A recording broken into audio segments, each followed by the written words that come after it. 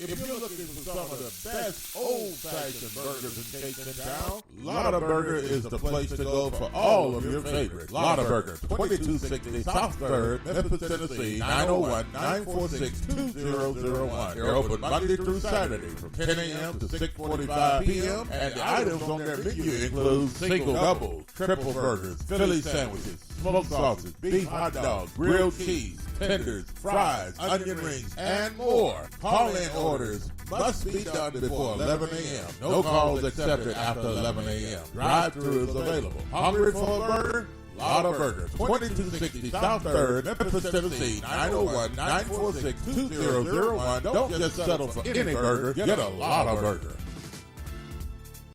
Are you tired of going to the doctor with the same issue over and over again and never getting any relief?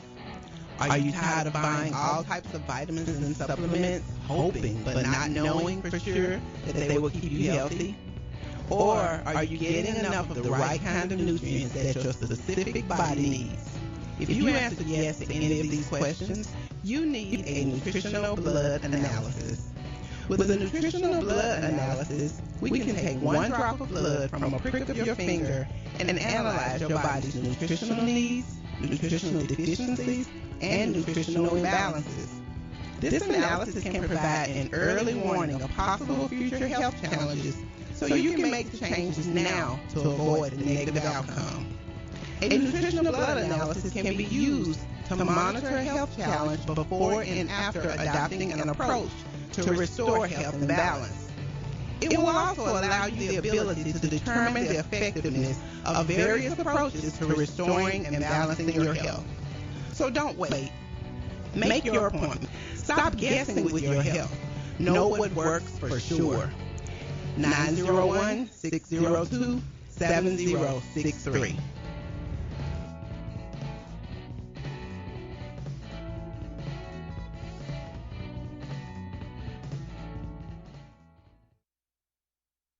Graphic Printing, located at 890 East Range Road in Memphis, a complete print shop for all your printing needs. They do it all: color copy, resume, funeral program, rubber stamp, full color business cards, wedding and graduation invitations, and more. 30 plus years of quality work and service. They're open Monday through Friday from 8 a.m. to 5:30 p.m. Located at 890 East Range Road in Memphis, Tennessee, 901-345-9294. Graphic Printing. CJU's Appliances, located at 3530 Jackson Avenue here in Memphis, Tennessee. Call them at 901-487-7882.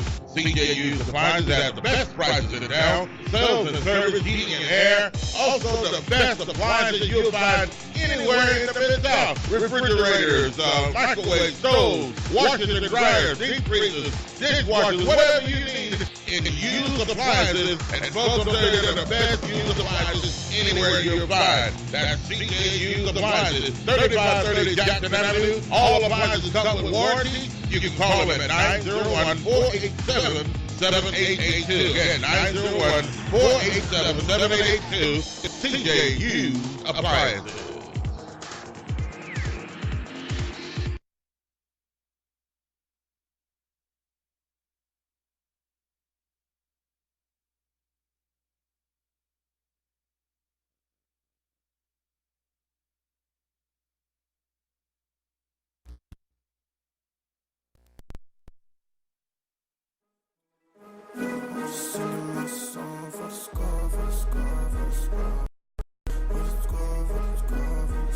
Lead a sign to the zodiac. I don't need them, I just go attack. I make it epic, come in the air. Quit playing with me, I go really bad. All 19, listen, they gon' have to hold me back. Yeah, they gon' have to hold me back. Hold me back. They gon' have to hold me back.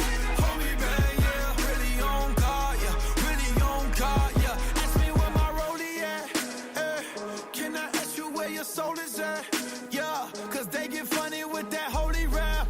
Dang, cause I can do this all day though. My homies call me Thanos, cause that brother only stamp. Living in a new era when they only camp. Southside intellectual and holy black. I like Jesus over Florida tramp. Living water by the bitch, won't you get a cat?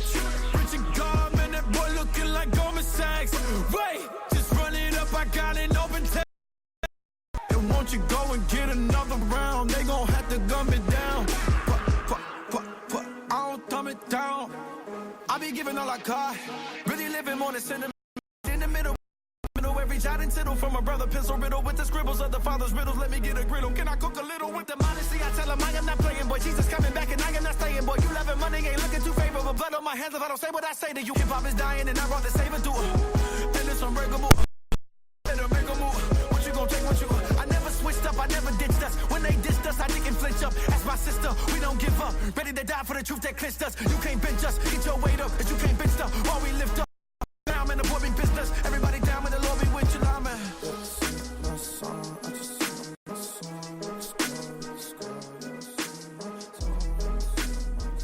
And welcome. Not a drill, people. We are live and in full effect.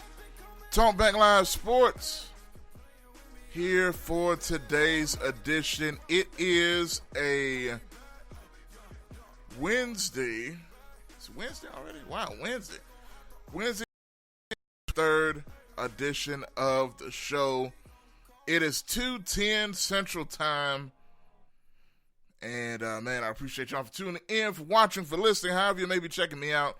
I definitely appreciate it all, man. Talk Back Live Sports here on Talk Back Live Network. You can check it out, talkbacklivenetwork.org. We're live there. Also, live on the Spreaker app. That's Spreaker, as well as Facebook Live on all of our Facebook pages as well. So, man, we appreciate y'all for tuning in on this Wednesday, man. And so much is going on. I cannot wait to dive on into it. But I want to let you guys know, got a special guest coming up around 2:35. It's going to be a mostly NBA edition of today's show, man. I know I've been talking a lot about the Tigers and football and basketball and the NFL. But the NBA is here. Tip-off was yesterday, and some more games tip off tonight, including our own Memphis Grizzlies. Tip off for the first regular season game against the Miami Heat. A little bit. But, of course, we all know what the main event was last night. And it was the Battle of Los Angeles, or the Battle for Los Angeles, the first edition of the season. And matter of fact, ironically, it started off the season with that. But let me go to who my special guest was, who I was leading up to. Warren Shaw, who is the co-host of the Baseline NBA podcast. Been a while since we had him on, since last year, actually, a little bit after last season. So we're going to have him on later on in the show to talk NBA and get his thoughts on what happened. But I'm going to talk about it right here off top and give you my thoughts. And if you guys want to leave your thoughts, feel free to do so. Of course, the comments coming in on Facebook, I see you guys. Appreciate all of the love. Also, if you want to call in as well, you can do so. The phone lines are right here, 901-213-6020. Once again, 901-213-6020. So, man, I tell you, everybody was hyped up for what was to come last night, man. And, you know, seeing some of the Toronto and New Orleans Pelicans game, you know, of course, it's such a huge disappointment that Zion was not able to play, because that just would have made last night even more perfect, especially considering the way he looked in the preseason. But out 6 to 8 weeks. But it still ended up to be a very exciting game where the defending champs took on the Pelicans and won that game 130-122 in overtime. A lot of people question the fact that Lonzo Ball did not play in the the whole fourth quarter, as a matter of fact. Just sat out. Alvin Gentry just elected to sit him the rest of the fourth quarter and overtime. Very curious. A lot of people wondering about that, what's going on there. Because they consider this a fresh start from Lonzo, getting a new change of scenery. LeVar, his father's got his own situation going on. The Lakers, he's separated from that whole thing. And not off to a great start. all things considered. So it's going to be interesting to continue to watch that situation develop. But Toronto is still Toronto, despite the fact that Kawhi is no longer there.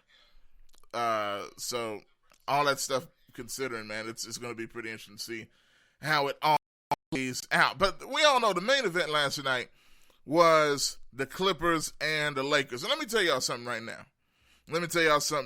now. And I know GKP is big on the Clippers. And I know he probably can't wait to get in on this. But I want y'all to get your thoughts as well. But I'm going to tell you something, man. If you didn't think that Kawhi was a legit contender for the crown that LeBron has been wearing ever since he got in the league, essentially, but especially over the past several years as the man in the NBA, last night showed you are sadly mistaken.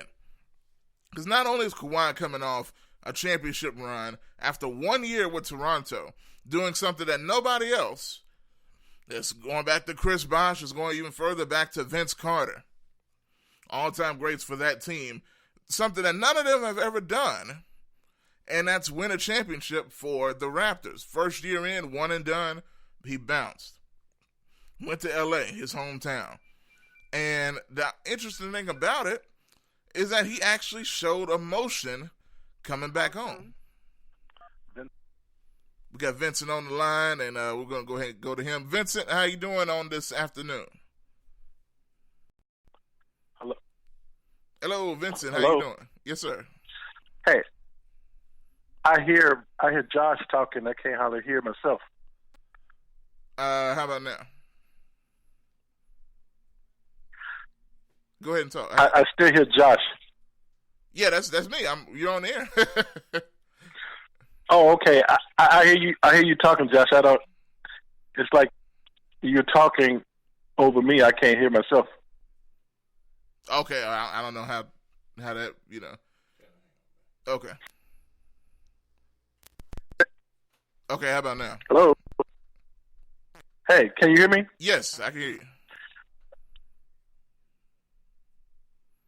Okay, now it sounds like I'm on delay. Yeah, okay, I can hear now. Okay, all right. Okay, well, listen, man. I'm still hearing it's like I'm hearing a repeat of what I just said a minute ago. Okay. All right, hold on. Let me call back. Let me hang up and call back. Maybe they'll correct themselves. Okay, no problem. All right, well, getting into a little technical difficulty there, but we'll get it straight.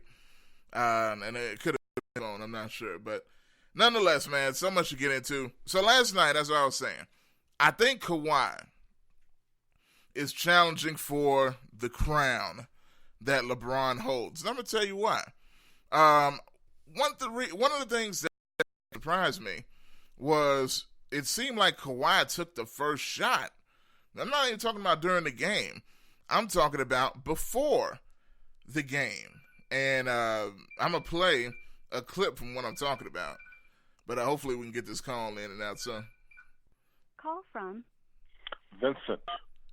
Okay, Vincent, are we good now?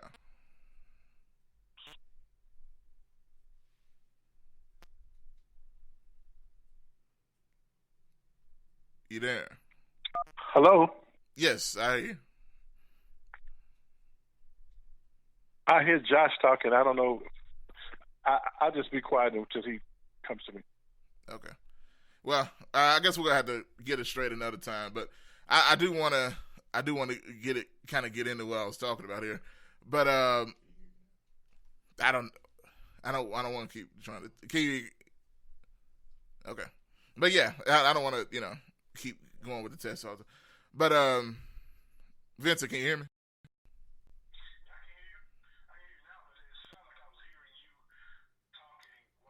It's not hooked up anymore, that's why.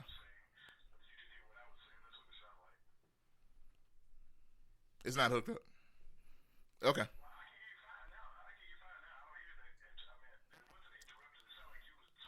They can't hear him, is my point, because it's coming through your phone. Hold on, Vincent.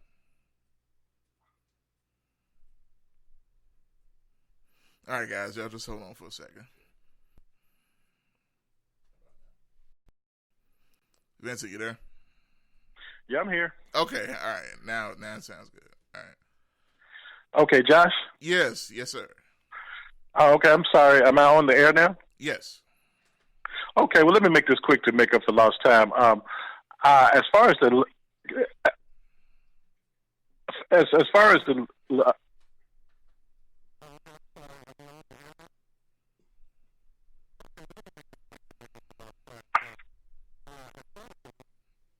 Yeah, I'm not sure what's happening, but Vincent, I'm sorry about that, man. You probably gonna have to call back on to tomorrow.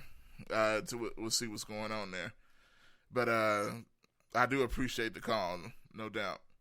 But I want to kind of go ahead and get into some things before my guest comes in, because it's going to be in the next few minutes, and whatever the problem is, we can figure it out later afterwards. But so anyway, what I was going to get into is Kawhi and the shot he took on the New Balance commercial, because he is a New Balance athlete. So I'm going to get into that, man. I got the clip right here. I want y'all to pay attention to a couple of things that stood out to me. So without any further ado, here we go. And y'all tell me what you see out of this.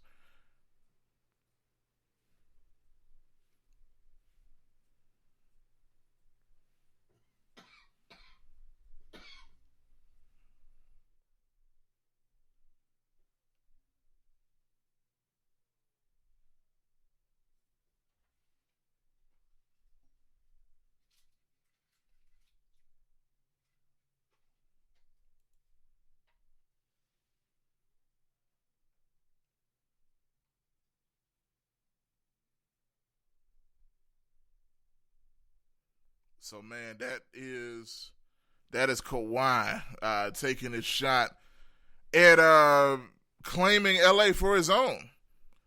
If you didn't see it, that's basically what he was doing. He said this is his city. This is his town. And if you notice, one of the things that also stood out to me was the fact that the keys that he put into that car had a crown hanging from the bottom of it, which means, I believe, that he's saying he's taking the LA crown and the NBA crown for his own. And it's interesting, man, because you talk about Kawhi, he's usually not that brash. He's usually not that brash when it comes to that type of thing. So I think right now, this is Kawhi's league. And even more evidence to that fact was last night how the game as a whole went. Because think about this. You got an environment where you're playing in the Staples Center. And we all know how the Lakers, it's their town. You ask any Lakers fan, they will continue to tell you that, hey, we're not worried about the Clippers. It's our city, it's our town, whatever the case may be. But I think it's about time they start really being concerned. Now, I know this is just the first game. And I'm not going to make a thing to say, the Clippers are proved by this very game that they're going to win a championship. But they did prove a couple of things. One, LeBron had 18 points, 8 rebounds, kind of pedestrian for a LeBron game. You see where he hit that fadeaway over Kawhi in the beginning, I think, to try to send a message. But after that, LeBron was virtually held in check, as much as you can hold a LeBron James in check. Because and even LeBron had said himself that the emphasis in this game was getting the ball to Anthony Davis, getting Anthony Davis acclimated to what they're trying to do. And even the fact that they say they're going to run most of their team through AD, Anthony Davis. Could that be a mistake? A good game, but he was really held in check in points, including the third quarter. But even though toward the end of that third quarter, he really started to make a run. Scored several straight points when the Lakers went on that 10-0 run and really turned it into a game, because that's where the game kind of turned on its head. The Clippers were in control. The Lakers had that 10-0 run led by Danny Green. Wasn't led by AD. It wasn't led by LeBron. It was led by Danny Green, of all people. who had an outstanding game. The man looked like he was the leader of the team instead of any of the main stars. So that was a very interesting quandary to see. But I really think, man, if you watch LeBron, he's still an incredible athlete. In his 17th season, it's still amazing to see his explosiveness, to see the ability that he has, to see everything that he has in his arsenal, all that being said. But I really think as this year goes on, you're going to see Father Time catch up with LeBron. Now, I'm not saying he's going to look like, name any old player that just dropped off the shelf in his last few years. I think he's still going to look very good. I still think he'll be a contender. But I think it's going to be a lot more difficult for LeBron to get the points that he's used to getting the numbers that he's used to getting. And in this game, as evidence, you could kind of see that taking place. So it's going to be interesting how that continues to play out this season, man. But y'all give me your thoughts. I see some comments coming in here. Greg said, nothing matters in the NBA till after tonight. So let's see. I think I got the phone calls coming in here. Call from Warren Shaw. To accept, press 1. To send a voicemail, press 2. And that's my guest going to be coming up here. As a matter of fact, let me go ahead and bring him through right now since I am talking about the NBA. And I know we couldn't get the earlier caller, but I know everything's good now. Warren, how you doing, brother? Doing good, fam. How are you? How's everything been? Man, everything is good. Had a slight bit of chaoticness a few minutes ago, but we are good to go now. I know you know how that can be sometimes. But I do. But man, let me ask you, just diving right on into this as I'm talking about it, and the people that are watching on Facebook. Yes, okay. Warren Shaw, co-host of the Baseline NBA podcast again. To remind you guys, I'm gonna put his graphic on the screen, which I have here as well. Co-host of the Baseline NBA podcast, former contributor to Dime Magazine, Yahoo Sports, all of that as well. Has his own website as well, shawsports.com. Warren, man, last night was the big start to the NBA season. And really, nobody's really talking about, even though it was a pretty good game, the Toronto and Pelicans matchup, mainly because Zion was unfortunately not able to play. And I think I'll get to that on the back end. But Clippers-Lakers, a lot of storylines coming out of it, but as far as you're concerned, how did you see that first game? I think as a fan, first and foremost, just excited that the NBA is back. Mm-hmm. And, for the league to kind of give us that treat, if you will, the Battle of LA. And we'll get 4 of those battles or 3 more after this, next one coming on Christmas time. Hopefully both teams will be completely healthy, knock on wood. Hopefully PG's back, Kuzma's back for the Lakers, Rondo, all of that. You just want to see both teams at the proverbial strength. But I think for the Clippers, this was huge. I think in a lot of ways, I tweeted out, too, that I thought this first game meant more for the Lakers than it did the Clippers because the Clippers were missing Paul George specifically, really and truly. So the Lakers needed to kind of in some way send a message like, listen, you can't beat us when we're at almost our strength. At least you have your two main guys there with AD and LeBron. But the fact that they go out there and end up losing this game primarily, despite having some multiple runs and coming off the Clippers defense, to me, that is something that is really going to be They're going to be one of the best defensive teams in the league. Because when they decided to clamp down, they were able to do that. And then they went on these multiple streaks where they hit like 7-8 shots in a row. And that defense sparked their offense. That's what I think came out to be most impressive about the Clippers team. Their defense sparking the offense the way that it did. Yeah, absolutely. And I think what you said was the most important thing when you talk about Paul George. Him not being out, it really didn't seem to matter. Like you said, this team could be so much better. Scary enough when you talk about the Clippers and what they showed and the length. But they still showed enough. They showed the length with Kawhi and Montrezl Harrell and everybody else. And even guys, role players like JaMychal Green stepping up, hitting big threes, the former Memphis Grizzly, doing his thing. All these guys the huge disparity when it came to bench points. Looking at, I think it was 60-19, something crazy like that, between the Clippers and the Lakers.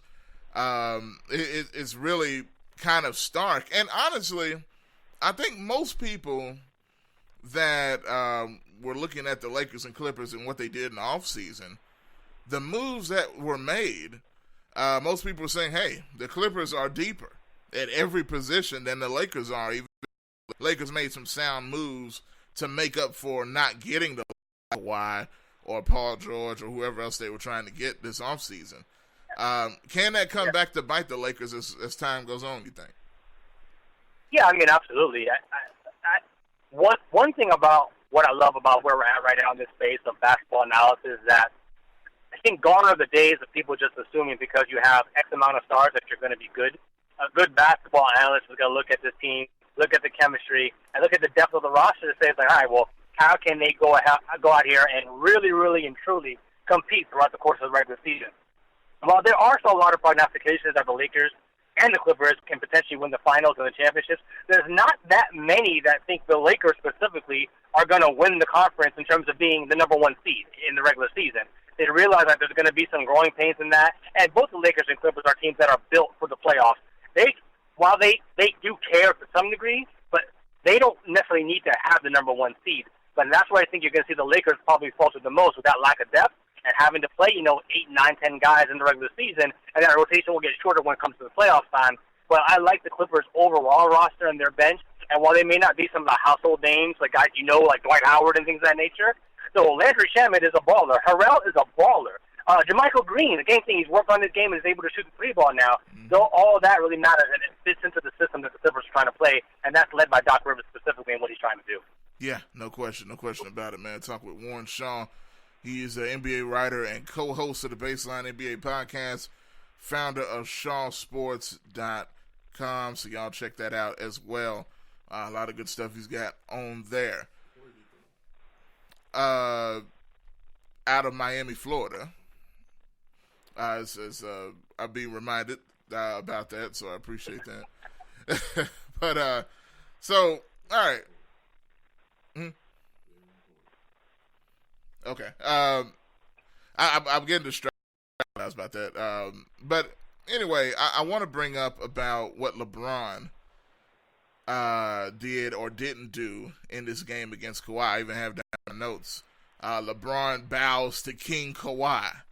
He played the New Balance commercial where Kawhi had the crown keys to the car. It seemed like he was taking his most vocal shot about this being his town and possibly his league in this very moment. Is that fair to say? I even got some comments here on the Facebook saying that they believe Kawhi is the best player in the league right now.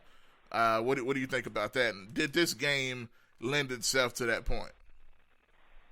I mean, I think it did a little bit, for sure. And I think the old mantra is, you're the champion until you're not. And while, again, Kawhi did it specifically with another team and another roster, he's pretty much single-handedly the reason why the roster they were. And now the same reason why people think the Clippers can be what the Clippers can be, it's because of him. You don't have these nicknames Terminator and Dynasty Killer, for the sake of it. He's gone out here and proven it. And so I can understand where fans can look at Kawhi right now and say, listen, even though he may not put up super gaudy stats across the line, he impacts winning. And that's the most important thing, and that's the bottom line. And, yeah, he'll still get his 30 points and 9 rebounds and 5, 6 assists, and those are great, great numbers. But it's what he does for the overall collective of the locker room and what he does on both sides of the basketball, especially defensively, being able to shut down other people's, star players. Yeah, absolutely, man. And now, what do you think about, the fact that LeBron is saying, hey, this is AD's team, per se. Well, not necessarily as AD's team, but they're going to play through AD. You even saw, the concerted effort that was made to lean toward AD offensively carrying the load. Is that a good idea going forward? Because AD he played a good game. Don't get me wrong. I know he had a stretch there where he was kind of shut down, but then in that late third quarter area where the Lakers went on that 10-0 run, Danny Green led, which is very weird. You know, all that being said, what do you think about how that dynamic may play out? I think it's the right thing to say for based on where Anthony Davis is in his career, also being in a contract year, up with play, and the Lakers wanting obviously to keep him, you know, at all costs, giving up after they gave up, you know, the haul they did and Ingram and Ball and Hart. So I think it's the right thing to say, but we all know with LeBron, it's all good until it isn't. And if at some point they go on a 5-6 game losing streak because AD is the focal point of the offense and things aren't getting it done, well, you're going to see that translate, I think, into his play on a regular basis. And, yeah, maybe he does force a little bit more and not necessarily freeze AD out. But I don't think he'll have the same situation like how he had with Kevin Love and all that and calls him out in social media. But you'll see it translated to LeBron's play if the Lakers struggle at all at any point of the season trying to go through Anthony Davis. Yeah, absolutely, man. Once again, Warren Shaw, co-host of the Baseline NBA podcast, founder of ShawSports.com out of Miami. So, LeBron after the game says it's not a rivalry. What do you think? as stupid as a statement that is, you know, see, this is the thing, again, with LeBron. Little stuff like this. It's this little stuff. It's the little shot at Daryl Morey calling him Daryl. You know what I'm saying? It's the rivalry that everybody has bit into, including him. You know, and you clearly see this dynamic. You're saying playing in the same building as the other team that's the best, considered the best two teams in the NBA, and they said, "Well, this is not a rivalry, gentlemen. This is just another game." You know, what do you think about that? You see what I think, but what do you think? Well, if we're going to play semantically, he's right. It's not a rivalry because whatever. Fine, for whatever all the definition term, the Webster's Dictionary term, I guess, of a rivalry, but we all know what it is, and I think I even tweeted out, like, this situation right now with the two LAs, especially because they play in the same building, is what New York and Brooklyn should have been, whatever it was 7 years ago, like, it's on 10,000. This is really what these two teams are championship level, or at least in theory are championship level, and they're not customary kind of, pedestrian teams like the Knicks and Nets were when the Nets moved into Brooklyn. This is real issue right now, and this is what we're trying to buy into. So I tend to think, especially them losing that game and the way that they did, is obviously got to try to downplay it and not put too much emphasis onto it. Mm-hmm. But call it what it is. If you don't want to call it a rivalry, fine. That's fine. But we all know that this right now is something that these two teams, you're going to hear Battle of L.A. 1,000 times over. If it hasn't been trademarked already, somebody better go out there and get that money and get it done, because these two teams, we're going to be hearing about them in this same breath for a very, very long time, and definitely the rest of this season for sure. Yeah, no question, man. I mean, I'm not expecting LeBron to come up and say, yeah, this is the biggest game of the year or anything like that, anything, ridiculous. But at the same time, either just about it, or because you already know people are going to look at that as kind of obnoxious on LeBron's part. But hey, it is what it is. One thing do. But go ahead. No, I mean, I think he's a smart basketball player, and he's a smart human being in general, a high basketball IQ. And even if you don't want to say it's a rivalry, you can say, listen, I know the rest of the league and the fans are interested in what our two teams do on a regular basis this season. So, yeah, anytime we play each other, it's going to be a big game. So you can even still downplay it by saying it's not a rivalry in the true sense of the word, but don't try to act like, okay, it doesn't matter. Like, it does matter. And the entire league has interest. And that's the only reason he came out fired up as all get out. You know what I mean? I saw that let's go and all that screaming. Come on, B. like you knew what it was, and like just because you took the L in the first game, tried to downplay a little bit. So, but we're all excited to see what LA does. Both LA teams do throughout the course of the regular season. Yeah, man, that's going to be something to watch, no question. Unlike probably anything we've seen, especially with being, again, as everybody's going to say all year, in the same building. It's the best situation in the league by far. But looking at the rest of the league, and we got more games coming up tonight, of course, down in Memphis, despite the fact that we know we're probably going to lose a whole lot of games, we got a young future core that is building itself. So kind of feeling good about that, man. But what are some things that you're looking forward to seeing to start off this year? There's so much, dude. Like, there really is so much. I mean, I'll try to, be brief, but, I mean, obviously you want to see how good really is this Philadelphia 76ers team. Mm-hmm. Are the chemistry issues gone from Boston now with Kyrie Irving there? Is Denver, I look at them as a prohibitive favorite to win the West only because of the team chemistry. In terms of the regular season record, I can very much see them getting the top seed because they have the least amount of turnover in their roster, and that does count for something, especially with how far they went last year. So where do they stand and where do they come into this? Do the Atlantas and Chicagos of the world, are they as good as some people are hyping up to be? And do they take the step? Are they more like the second half of last year, or are they like the first half of last year? And those are answers I'm interested to kind of find out as well, too. And even going into how good can this roster now be with the addition to Jimmy Butler? Is Orlando as good as people say they are? I'm still a little skeptical on that. You got the whole Detroit thing with Blake Griffin, and he's going to miss games, and, are they even worthwhile in terms of making the playoffs? Like, I have so many storylines that permeate throughout my mind on a regular basis. And then, what do we have tonight? 13 games, 14 games, something crazy? Like, I can't wait to dive in, man. I'm going to be all over Twitter, man. So let me know what you're looking forward to, too, because there's 100 things going on. Yeah, absolutely, man. I saw you all over it last night, too, covering what was happening. And I think even a comment about Paul George and his prom attire as well. So... us in our community, we can't let something like that just slide, bro. I promise. You was asked this, so it's fine. So we had to give him a little bit of ribbon there. No doubt, no doubt. Hey, I don't blame him, because I was thinking the same thing. Almost like he had some tap dancer shoes on. Like, man, come on, don't set us back. Come on now. But Did you see the the Michael Jackson off the wall comparison? Yes. Like, man. A picture. That's perfect. I can't. Yeah.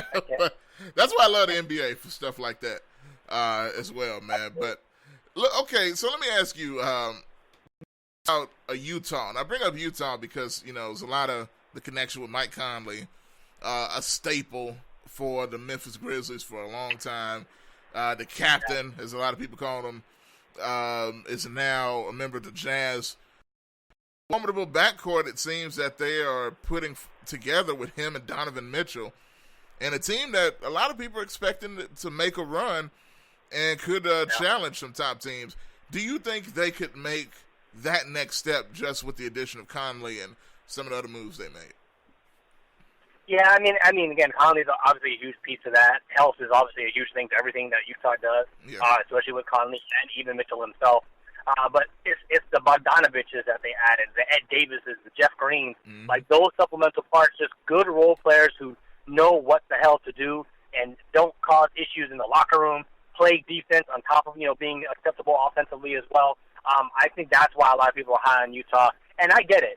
I think we're in a space now where we have to understand that I don't think Utah is going to win 10 more games this year in the regular season, but the moves they made are for the postseason, where they're going to be one monster of an out to try to get out. So I'm not looking for them to jump up into a 2 seed or something like that, like some people are. And it's possible for sure, but I think the moves they made are definitely to bolster their standing in the postseason. Where again they're going to be a monster. I really do like that roster and overall what they've done and the parts that they've added, and they're extremely well coached with Quinn Snyder. Knows what he's doing on both sides of the basketball. Yeah, absolutely, man. I cannot wait to see how they kind of move forward because, like you said, the supplemental pieces that they added around that, and I think the reason why Conley was so important was playoff experience. Which he's I think extremely underrated for how clutch he was in so many playoff situations. I'll never forget one of the last playoff games the Grizz had was against the Spurs and him going neck and neck with Kawhi, who was playing at a superb level that year. Shows, that that's something that Donovan Mitchell needs desperately when you talk about scoring and all that stuff. So, that was just something they lacked outside of Donovan Mitchell. No, that's a great point, really and truly. Then, obviously Gobert as well, too, and how he'll be able to eat, and Conley will be able to set him up a little bit better, so get him in some better spaces to score. And just even one more point on Bogdanovich, if you will. It was great with him as a second option in Indiana, right? Now, then he had to be the first option, went to the playoffs, and you saw that ended up leading to an Indiana sweep. Now he's the third, maybe even fourth option in Utah, and if he's your third or fourth option, you have a pretty damn good team. So, think about that from the Utah standpoint. They're going to be, like I said, they're going to be a monster all season long, and they're very well coached, as I alluded to a little bit earlier. Absolutely, absolutely, man. And Warren, so a couple of things. With the Westbrook and James Harden pairing that has happened, which is another a part of this amazing offseason that took place, how do you feel that's going to work when you got two guys that love that basketball and love shooting it and just love being crazy in all aspects? But and to be real, how do you feel about that pairing? Can it work? Yeah, I think it can work if what we saw in the preseason holds true. Mm-hmm. Harden is going to be Harden, and Westbrook has had to acquiesce and submit a lot what we based on the preseason. So I don't think we're going to see Westbrook with those gaudy numbers that we have seen previously. And I think in some ways, this is going to be a terrible comparison, but bear with me here in some ways. Mm-hmm. I think he's going to get the Al Horford treatment in Houston, where his numbers are not going to equate to his contract, because Harden is just so ball dominant and so statistically dominant that Westbrook cannot put up the same type of numbers he was in OKC. And you're going to be like, dang, well, we're paying this guy $35-40 million, and he's giving us 15, 8, and 5. But is he being efficient, and is he truly helping Harden along the path to get wins? So I think in that sense, as long as both guys stay healthy, Capella continues to grow in his role as a center, and as a guy who obviously is a rim defender as well too. This Houston team can be very impactful in the Western Conference, but specifically with Westbrook and Harden, I truly believe in their friendship. Like, I really do. I think they are boys through and through, and they'll find a way to make it work. But again, a lot of it might depend on D'Antoni rather or not. And if he messes some things up and does something to disrupt that chemistry somehow, then you could see some faltering. But overall, hey man, I want to see it work for them and see how good it can be. Yeah, I think this relationship is a lot more stable than Chris Paul and Harden.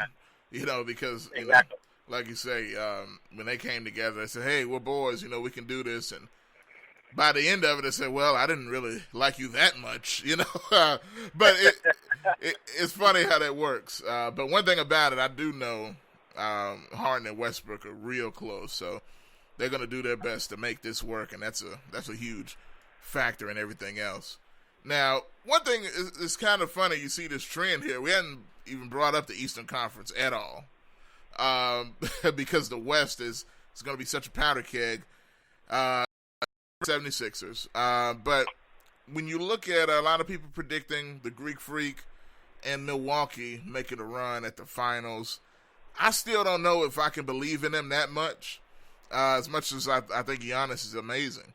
What do you think about that? I mean, I understand, especially with them losing Brogdon, their overall depth is maybe a little bit better than they were last year, but that starting lineup definitely takes an impact, takes a loss. And Bledsoe's, I forget where he's at right now. I know he was banged up. I don't know if he's going to be able to play tomorrow night or whatever it is. But this Milwaukee team is still very good. Another team that's extremely well coached, and Giannis is that deal. Like, he really is. I think where you'll see some things step up a little bit too is in Chris Middleton. One, he secured his bag, and then two, with Brogdon being out, he's going to have the ability to do a little bit more playmaking. And I think as Brogdon kind of took a bigger role, that limited the ability for Middleton to do some of the things that he does really well on that side of the basketball. He's not just a scorer. Middleton can really initiate some offense and relieve some pressure off of Giannis when it comes to that aspect of the basketball. So I think he'll take a little bit of a tick upwards while they lose something, from Wesley Matthews from Malcolm Brogdon to Wesley Matthews. This team is still very formidable, and if they're not one of the top two seeds in the Eastern Conference, then something is severely wrong. And then, heads may eventually roll, and then you start to hear about all this crap about Giannis wanting to leave in 2 years or whatever. They have to continue to stay on the path that they've been on in the last couple of seasons. Yeah, I agree. And I think the good thing about it, they have a really good coach leading that charge now. So as far as that part of it, I don't expect there to be any drop-off. So it's going to be interesting to watch that, definitely. Now, last thing I'll ask you, brother, I know, once again, we're talking with Warren Shaw, NBA writer, co-host of the Baseline NBA podcast, founder of ShawSports.com out of Miami, Florida, joining us this afternoon. And so, Zion Williamson's injury, 6 to 8 weeks. after the surgery. It's almost now I was thinking about this when, seeing so many different opinions on it. It's kind of a shame where you get these guys, like him and Derrick Rose with their explosiveness, and they don't quit for any play whatsoever, going 100 miles an hour constantly.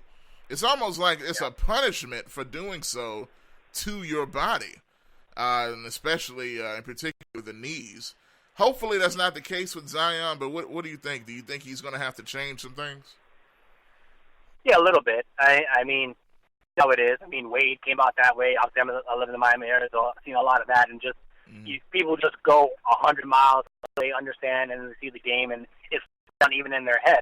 Right now, he's just trying to brute force this thing and and use his physical gifts to just be better. Figure out ways to to play angles. Know that he needs to change speeds and not only make him even more effective. In his game. And then I think the ones that are going to do the right thing in terms of trying to make sure he does come along slowly. And one of the things that is, I think it was a great deception of the summer was David Griffin saying, "Oh, well, this is Drew Holiday's team, and it's Zion, blah blah blah." And then Zion came out here busting out with 29 points a game in the preseason. And you're like, what happened to Holiday's team, right? So. It's trippy to me, but at the end of the day, I think, especially now, this injury is going to make him look back and say, it's like, all right, I don't want to change my game too much, but I do understand that I need to figure out when I can, need to press gas, or I need to ease off a little bit and play with a little bit more finesse. And hopefully Drew Holiday realizes it's not his team. I can imagine coming in and Zion's like, hey, give me the ball. I'm just going to run straight forward and dunk on everybody. And, that makes Drew's job a lot easier, I'd imagine. It's crazy, man. But, even the Pelicans, if he gets healthy, I think they could be a playoff team. It's just so much going on, man. I cannot wait to get started with this. And honestly, I'll say for myself, so I'm going to get into a little bit after we finish with you, brother. But Ja Morant, I'm real excited about what he can do for the future of the Grizzlies with him and Jaren Jackson. On what you see from the outside in, because I know John and Zion are kind of getting a lot of talk here. Listen, I'm a big fan of Ja. Maybe even bigger fan of Jaren Jackson. I just think he's such a delightful young man and just understands and wants to be good. Building around them. Guys is a proverbial limit.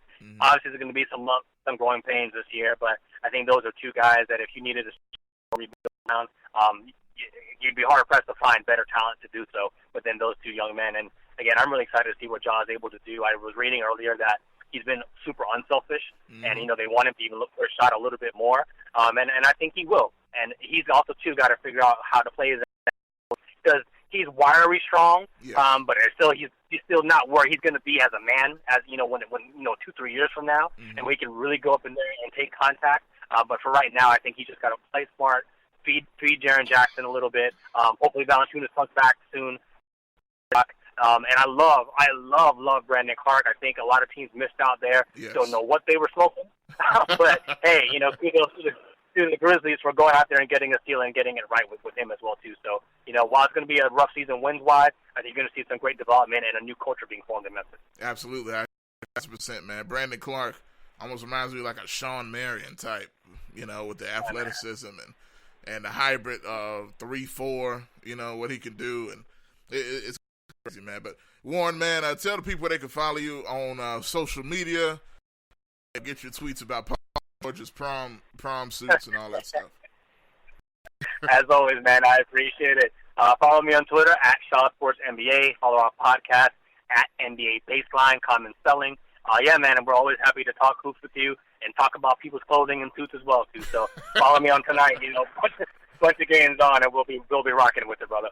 Definitely, man. Hey, Warren, man, I appreciate it, and definitely going to talk real soon, brother. Absolutely, man. Enjoy the rest of your show. Have a good one. All right, that's Warren Shaw. It's great stuff as always. Live from doing this thing, and it's interesting, man. So much stuff we could have hit on, and even thinking now some things, this is the first year Miami without their mega star, Dwayne Wade, a guy that was the cornerstone of their franchise forever, retired, and now he's going to be on inside the NBA with Shaq and Charles and Kenny Smith and all those guys. Occasionally he's going to be on there as a guest as he signed a deal with TNT yesterday. Made his debut, so that's going to be pretty cool as well. But yeah, man, last things I want to hit on, if you want to hit me on Facebook or whatever, you can do so. But the Grizzlies tonight, Miami Heat, there it is, Miami. Miami won, they're playing the Miami Heat. But anyway, they played the Miami Heat in the first game of the season. And once again, I even saw, I think it was the commercial, if I'm not mistaken. It was one of the two newspapers. They wrote that Taylor Jenkins does not have to win this year. And he doesn't. He doesn't. He knows it. The front office knows it. The team knows it. The players know it. But I do like what I'm seeing from him in the preseason and in practice. He is more vocal than I thought he would be. And hearing the players talk about him, he's really doing a good job of teaching. I think it's very important. You want to win. Every game you go into, you go in it to win, right? And I think that's what this team is going to do. But at the same time, I don't think it's lost on them the building process that they're in. And I think Coach Jenkins has shown himself in the very early stages to be a pretty good teacher of the game. And the guys seem to be listening, the way he presents his message and how they learn lessons from losses. From the bad things that happened. You grab it, you learn how you don't react the same way as you did. So it's just one of those things, man. I'm looking forward to seeing how this team continues to grow as the year goes along. I'm not expecting anywhere near a playoff tease or nothing like that. But I think by the time the season's over, this team is going to grow. Ja and Jaren are going to be even further into their potential. And we're probably going to have another really good draft pick in next year's draft to add to the future. Because next year's free agency is going to be that deep. Not like this year's or past years. So you're not going to, win yourself a team in the free agency market. You're going to have to continue to build through the young players and being smart. And for the first time in a long time, I actually in this front office to take the long approach and build this team over time. So we'll see. I got Greg coming in here. Greg says if Triple J doesn't learn positioning and body discipline, he will foul himself into obscurity. Yeah, he's had some games in the preseason where he has fouled out or came pretty close multiple times in around 20, 25 minutes. And that was a trait that he struggled with mightily last year. Fouling. Jaren has got to get that together, man. He is too talented to foul himself out all the time. You just can't afford to do that. And I think he will, because, again, you're talking about a guy that came in as a freshman after his freshman season and in the NBA and showed as much potential as he did in that first year. So I'm willing to hope that changes. I think we'll see a little bit of that problem in the beginning of the year, but hopefully that problem is going to see itself out the door because that's one thing we don't need, and that could hinder his potential. So, Greg, I do agree with that point. But, guys, man, that's going to do it for me today. I definitely apologize for the technical difficulties and the little ins and outs that went on there. But we're good to go, man. That stuff happens sometimes. And I appreciate y'all for tuning in and for watching and listening. For those of you on Spreaker, for those of you on TalkBackLiveNetwork.org, as I need to plug more, the website does have the player on the front screen where you can listen. Every time a show goes live, you can just go there and it'll be on and popping when you go there as well. So keep up with everything we got going on. Follow us on Spreaker, TalkBack Live. That's one word, TalkBack Live, the Spreaker app. You find us, click on the yellow star to be notified every time we go live. So that's going to do it for me, man. I'm Joshua Midget for TalkBack Live Sports. I will be back on TalkBack Live with Bob and Josh.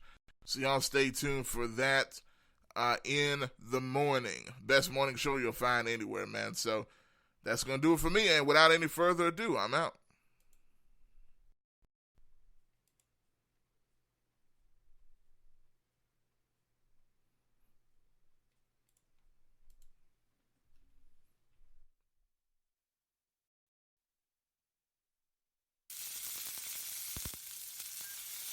If you're looking for some of the best old-fashioned burgers and cakes in town, Lotta Burger is the place to go for all of your favorites. Lotta Burger, 2260 South 3rd, Memphis, Tennessee, 901-946-2001. They're open Monday through Saturday from 10 a.m. to 6:45 p.m. And the items on their menu include single, double, triple burgers, Philly sandwiches, smoked sausage, beef hot dog, grilled cheese, tenders, fries, onion rings, and more. Call in orders must be done before 11 a.m. No calls accepted after 11 a.m. Drive-thru is available. Hungry for a burger? Lotta Burger, 2260 South 3rd, Memphis, Tennessee, 901-946-2001. Don't just settle for any burger. Get a Lotta Burger.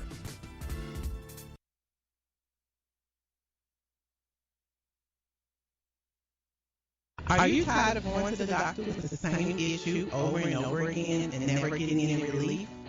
Are you tired of buying all types of vitamins and supplements, hoping but not knowing for sure that they will keep you healthy? Or are you getting enough of the right kind of nutrients that your specific body needs? If you answered yes to any of these questions, you need a nutritional blood analysis. With a nutritional blood analysis, we can take one drop of blood from a prick of your finger and analyze your body's nutritional needs, nutritional deficiencies, and nutritional imbalances. This analysis can provide an early warning of possible future health challenges so you can make the changes now to avoid the negative outcome. A nutritional blood analysis can be used to monitor a health challenge before and after adopting an approach to restore health and balance. It will also allow you the ability to determine the effectiveness of various approaches to restoring and balancing your health. So don't wait. Make your appointment. Stop guessing with your health. Know what works for sure.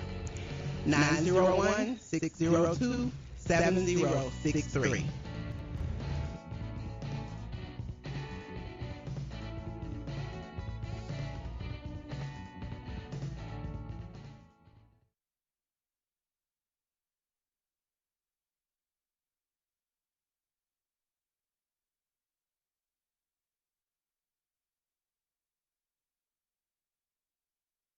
C Graphic Printing, located at 890 East Range Road in Memphis, a complete print shop for all your printing needs.